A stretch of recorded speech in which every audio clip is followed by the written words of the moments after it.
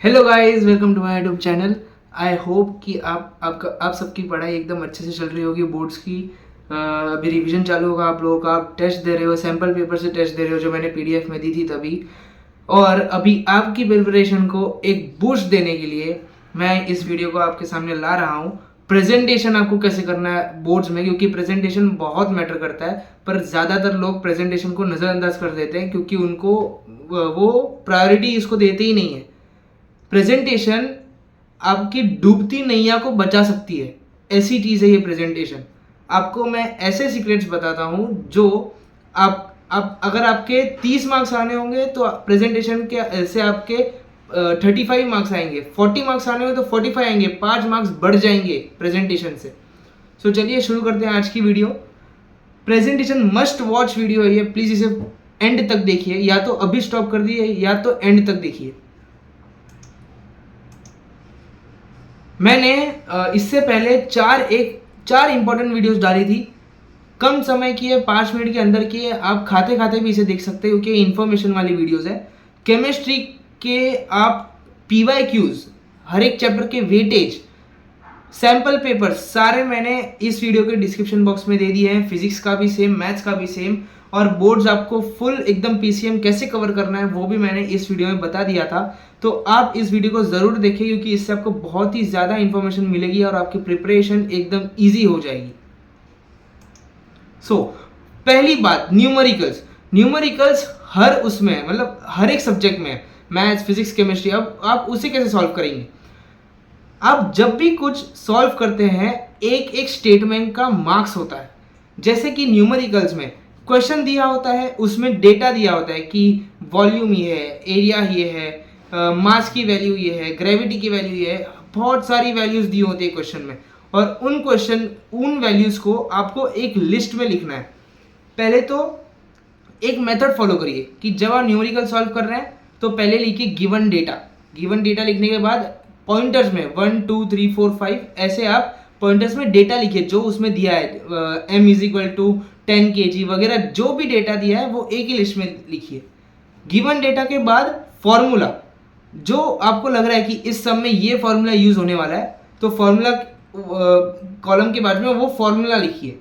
उसके बाद to find, अगर बोला है कि प्रूफ करो या फिर बोला है कि फाइंड करो, मैथ्स में प्रूफ करने के भी क्वेश्चंस आते हैं। अगर प्रूफ करने बोला तो टू प्रूफ लिखिए, फाइंड करने बोला तो टू फाइंड लिखिए, और लिखिए कि क्या फाइंड करना है आपको। वो लिखने बाद सोल्यूशन लिखने बाद पूरा एक आपका जो सोल्यूशन होगा स्टेप वाइज एक सोल्यूशन लिखिए।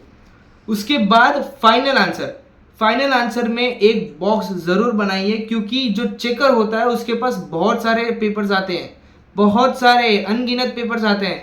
अगर आपका आंसर पहले ही उसको विजिबल होगा तो उसको चेक करने में आसानी होगी। और एक बार याद रखिए कि जितना चेकर को आसानी होगी उतने आपके मार्क्स बढ़ेंगे, क्योंकि चेकर वैसे भी बहुत, मतलब इसमें होता है, बहुत ही लोड में होता है कि वो उसको सारे पेपर्स एक ही दिन में कंप्लीट करने होते हैं चेक करके। तो अगर आपका पेपर उसे इजी लगेगा चेक करने के लिए तो आपकी अगर एक छोटी मिस्टेक होगी सब में तो वो इग्नोर हो जाएगी, अपने आप इग्नोर हो जाएगी, क्योंकि आपका प्रेजेंटेशन इतना अच्छा है कि वो जो मिस्टेक है वो दिखेगी ही नहीं चेकर को। फाइनल आंसर को बॉक्स देना मत भूलिए दोस्तों, वो बहुत इंपॉर्टेंट है। ये की पॉइंट्स जो आपको याद रखने हैं, बॉक्स फॉर फाइनल आंसर मैंने पहले ही डाला है, ये फर्स्ट ही है क्योंकि बहुत इंपॉर्टेंट है। क्योंकि जब भी कोई चेकर चेक करता है तो उसे फाइनल आंसर ही दिखना चाहिए सबसे पहले। डोंट यूज डार्क पेंसिल मत यूज करिए, क्योंकि जब आप डार्क पेंसिल यूज करते हो वो दिखने में बड़ा ही एकदम अजीब लगता है। लाइट पेंसिल यूज कीजिए। लाइट पेंसिल से कोई भी एक आंसर के बाद दूसरा आंसर तो आप एक लाइन खींचते हैं या फिर मार्जिन की लाइन खींचते हैं, तो लाइट पेंसिल एक अच्छा, मतलब एक कामनेस देता है चेक करते समय। न्यू क्वेश्चन और न्यू पेज, जब आप कोई नया क्वेश्चन स्टार्ट कर रहे हो तो उसी पेज पर मत लिखिए, एक नया पेज चूज कीजिए। आपको बोर्ड में एक बड़ी सी आंसर बुक दी होगी, 40 पेजेस की आंसर बुक होती है बोर्ड में। पेपर की कमी जरा भी नहीं है, आप उसमें कंजूसी मत कीजिए। एक क्वेश्चन हो जाए तो दूसरे क्वेश्चन नए पेज पे कीजिए, क्योंकि उससे बहुत ही ज्यादा इम्पैक्ट पड़ता है एक चेकर को, उसे आसानी पड़ती है एक पेपर चेक करने के लिए। तो जो भी नया क्वेश्चन है वो नए पेज पे। कोई भी आप स्टेटमेंट लिख रहे हो, कोई भी स्टेटमेंट, अगर वो नया स्टेटमेंट है या फिर इंपॉर्टेंट स्टेटमेंट है और अगर इसका कोई रीजन है तो उसका रीज़न प्लीज़ मेंशन कीजिए ब्रैकेट में। आप कुछ ऐसा स्टेटमेंट लिख रहे हो मैथ्स में और उसका कोई तो फॉर्मूला या फिर कोई रीज़न है तो ब्रैकेट में ज़रूर लिखिए, क्योंकि इससे आपके मार्क्स पर बहुत ही ज़्यादा इम्पैक्ट पड़ता है। Underline keywords. फिजिक्स और केमिस्ट्री में थियोरेटिकल क्वेश्चंस होते हैं। थियोरेटिकल क्वेश्चंस में एक एक पेज के, 1.5 पेज के, आधे आधे पेज के आंसर्स होते हैं और चेकर वो रीड करते करते उसकी हालत खराब हो जाती है।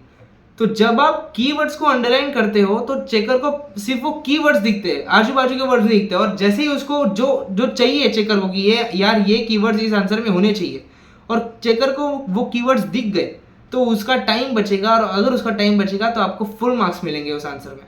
तो कीवर्ड्स को अंडरलाइन करना मत भूलिए। Draw an extra margin for points. Theoretical question में अगर आप एक पैराग्राफ में आंसर लिखेंगे तो ये आपकी बहुत ही बड़ी गलती होगी, क्योंकि वो जरा भी अच्छा नहीं दिखता। अगर आप आंसर को पॉइंटर्स में लिखेंगे, पॉइंट ए ये है, पॉइंट बी ये है, कोई भी हम बात करते हैं, अगर हम एक ही साथ, जब ये प्रिंसिपल स्कूल में स्पीच देने आता है वो एक ही साथ 1 घंटे तक बकबक करता है, किसको मजा आता है? साले को बम से उड़ा दूंगा एक बार हाथ में आ जाए तो। जरा भी मजा नहीं आता। अगर वही प्रिंसिपल या फिर कोई भी आने वाला स्पीच जब ये पॉइंट टू पॉइंट बोलता है, पॉइंट ए ये है, पॉइंट बी ये है, पॉइंट सी ये है, तो वो सुनने में भी अच्छा लगता है और रीड करने में भी अच्छा लगता है।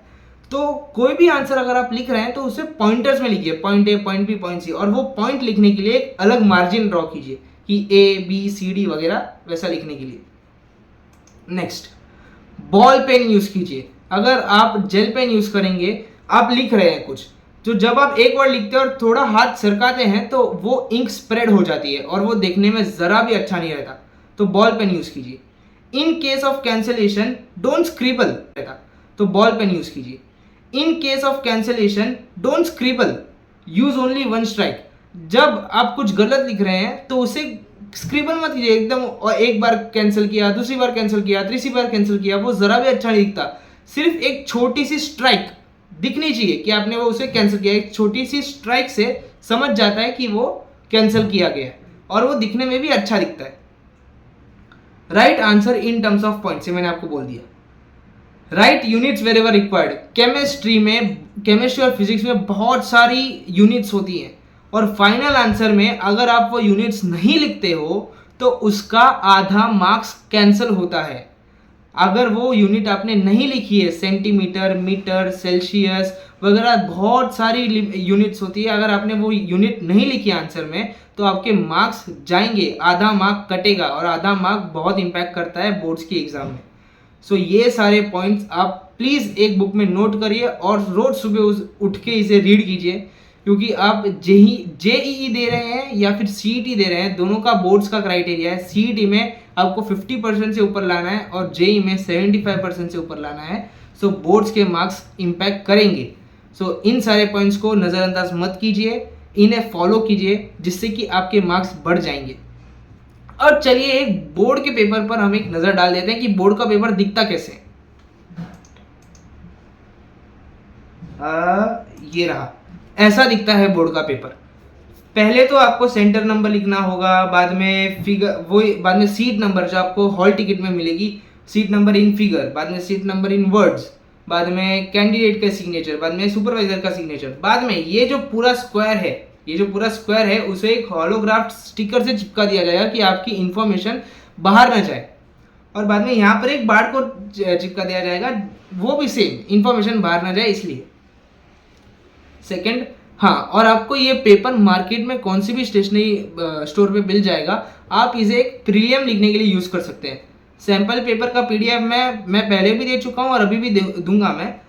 आप उसे एज अ प्रीलियम इस पेपर पर सॉल्व कीजिए, जिससे आपको एक आदत पड़ जाएगी कि बोर्ड के पेपर में आंसर कैसे लिखते हैं। ये रहा आपका आंसर पेपर। यहाँ पर आप क्वेश्चन लिखते हो, कितने क्वेश्चन नंबर है वगैरह, और ये एक मार्जिन है, और पॉइंट सीखने के लिए आपको और एक मार्जिन ऐसे ड्रॉ करनी पड़ेगी जिससे आपका पेपर अच्छा दिखे। और एक डेमो पेपर, मतलब ये तो एक पेपर है, और अगर आपको एक डेमो पेपर चाहिए कि यार हमें देखना ही कैसा दिखेगा, सो ये रहा सैम्पल पेपर का पीडीएफ। मैं पहले भी दे चुका और अभी भी दूंगा, आप उसमें देख सकते हो कि कैसे प्रेजेंट करना है। ये देखिए, यहाँ पे ये लोगों ने एक अलग मार्जिन ड्रॉ किए एक पॉइंट दिखाने के लिए। ये तो सम्स है, सम्स के देखिए, गिवन डेटा लिखने के आधा मार्क, फॉर्मूला लिखने का आधा मार्क, पूरा सोल्यूशन लिखने का 1 मार्क और फाइनल आंसर लिखने का 1 मार्क, ऐसी मार्किंग स्कीम होती है। आप जो जो अपने आंसर में लिखते हैं उसका कुछ ना कुछ मार्क्स होता ही है। अगर आपने गलत लिखा तो मार्क्स कटेगा, सही लिखा तो मार्क्स मिलेगा। सो आप एकदम अच्छे से एक पेपर लिखिए, क्योंकि लिखने समय आपको पता नहीं होता कि आप क्या लिख रहे हैं। तो एक बार चेक कीजिए कि आप क्या लिख रहे हैं और कोशिश कीजिए कि आप आधे घंटे पहले एक पेपर को कंप्लीट कर पाएँ। सो यहाँ पर देखिए ये जूल केजी केल्विन वगैरह सब ये जो दिया हुआ है आपको सब मेंशन करना है यूनिट्स, वरना आपके मार्क्स कटेंगे, आधा मार्क कटेगा।